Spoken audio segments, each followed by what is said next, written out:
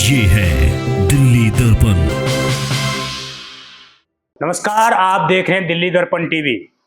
आपने एक कहावत अवश्य सुनी होगी, आया राम गया राम। और ये कहावत जो है अक्सर राजनीति के अंदर नेताओं के लिए कही जाती है। और यही स्थिति इस वक्त देश की राजधानी दिल्ली में है। क्योंकि देश की राजधानी दिल्ली में इन दिनों जो है नेताओं का इधर से उधर होना शुरू हो गया है। और सबसे प्रथम जो है इस बार कांग्रेस पार्टी जो कहीं ना कहीं न्याय यात्रा निकालकर दिल्ली के अंदर एक बार अपना वजूद बचाने की ओर आगे बढ़ रही है। वहीं देश की राजधानी दिल्ली में जो कांग्रेस के नेता हैं वो दूसरी पार्टी में, विशेषकर वर्तमान जो पार्टी है आम आदमी पार्टी सत्ता में है, उसकी ओर जाने में ज्यादा दिलचस्पी ले रहे हैं। ये तमाम वो नेता हैं जो कहीं ना कहीं पूर्व में एक बड़ा उन्होंने अपने क्षेत्र के अंदर नाम कमाया है, अपने क्षेत्र के अंदर उन्होंने अच्छी खासी पहचान बनाई है और हर समुदाय के अंदर वो विशेष पकड़ रहते हैं। फिर चाहे वो मतीन अहमद जी हो या कोई और नेता हो, ये सारे वैसे नेता हैं जो विशेषकर दिल्ली के अंदर अल्पसंख्यक राजनीति में अपनी धाक रखते हैं और SC ST समुदाय के अंदर विशेषकर अपनी पकड़ रखते हैं।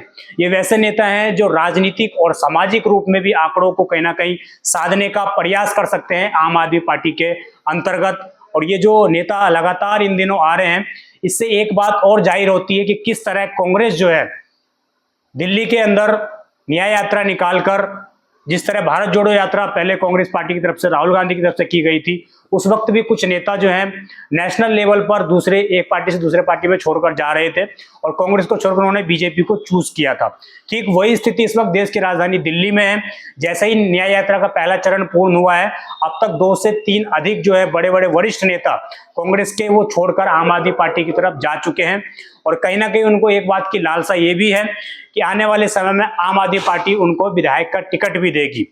तो आज जो हम सबसे पहले आपके सामने वीर सिंह धिंगरा जी का नाम की चर्चा करने के लिए आए हैं, जो अभी आज ही आम आदमी पार्टी में वो शामिल हुए हैं। मैं आपको बता दूं वो सीमापुरी से 3 बार के विधायक हैं और वर्तमान में वहां से जो विधायक हैं आम आदमी पार्टी के विधायक थे, वो पूर्व में दिल्ली सरकार के सामाजिक कल्याण मंत्री थे राजेंद्र पाल गौतम जी, जिनका एक बयान बहुत चर्चा में आया था, जिसके बाद आम आदमी पार्टी ने उनको जो है निष्कासित कर दिया था।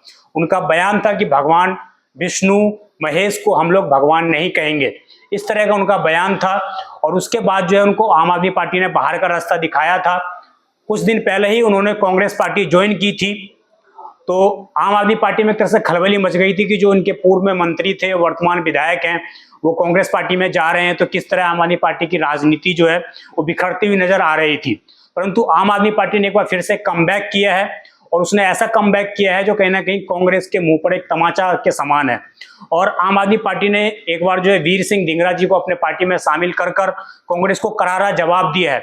वो 3 बार के विधायक हैं, 1998 से लेकर 2013 तक जो है वो सीमापुरी के विधायक रहे।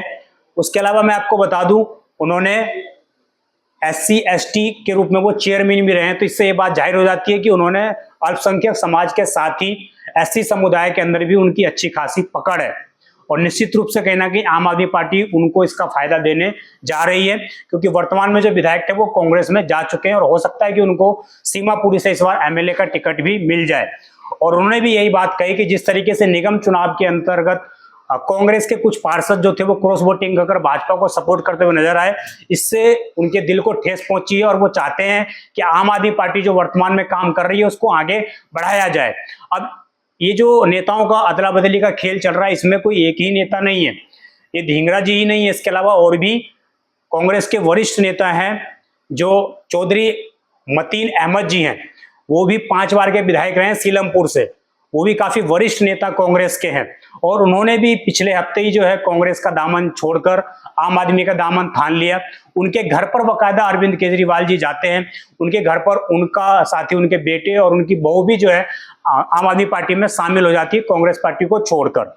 अब वो 5 बार के विधायक हैं, तो निश्चित रूप से कहीं ना कहीं उनके मन में भी एक लालसा होगी कि उनके बेटे को भी इस बार आम आदमी पार्टी की तरफ से विधायकी का सीट दिया जाए। और ये तो सामान्य बातें हैं कि नेता जो है एक पार्टी से दूसरे पार्टी में जा रहे हैं। इसके अलावा मैं आपको बता दूं लक्ष्मी नगर विधानसभा जो है वहां से भी बीबी त्यागी जी एक वरिष्ठ नेता है भाजपा के और कई बार के वो काउंसलर वहां से रह चुके हैं, विधायकी का चुनाव भी लड़ चुके हैं, लेकिन उनको जीत खासा नहीं मिली। उसके बाद उन्होंने अब ठीक इलेक्शन से पहले 2024 के इलेक्शन से पहले आम आदमी पार्टी का दामन थान लिया है। इन सब चीजों से एक बात समझ में ये आती है मोटे तौर पर कि राजनीति के अंदर कोई भी किसी का वास्तविक मित्र नहीं है। कोई भी किसी भी वक्त के अपने फायदे के लिए कहीं भी पलटी मार सकता है, उसको जनता से कोई लेना देना नहीं होता है।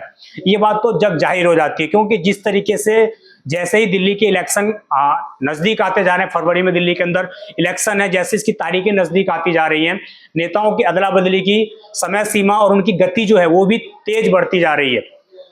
इन सब खबरों पर आपकी क्या राय है? क्या आप समझते हैं कि इस तरह नेताओं के दल बदली से राजनीति के अंदर कोई परिवर्तन होता हुआ आपको नजर आएगा, या आपको ये लगता है कि ये नेता सब अपने ढंग के हिसाब से अपने फायदे के अनुसार पार्टियों में चेंज होते हैं और जब इनको फायदा इनका पूर्ण हो जाता है तो ये जो है दोबारा अपनी पार्टी से रिजाइन देकर फिर किसी दूसरे पार्टी में चले जाते हैं? आपको क्या लगता है, लोकतंत्र में ये एक अच्छा संकेत है या अशुभ संकेत है? आपकी क्या विचार है इस पूरी खबर पर? आपकी क्या राय है? आप कमेंट कर अवश्य बताइएगा। आप देख रहे थे दिल्ली दर्पण, मैं विजय ठाकुर आपके साथ। धन्यवाद। लेटेस्ट खबरों के लिए सब्सक्राइब करें हमारा यूट्यूब चैनल या फिर लॉग ऑन करें www.delhidarpantv.com। खबरों की कवरेज और विज्ञापनों के लिए संपर्क करें।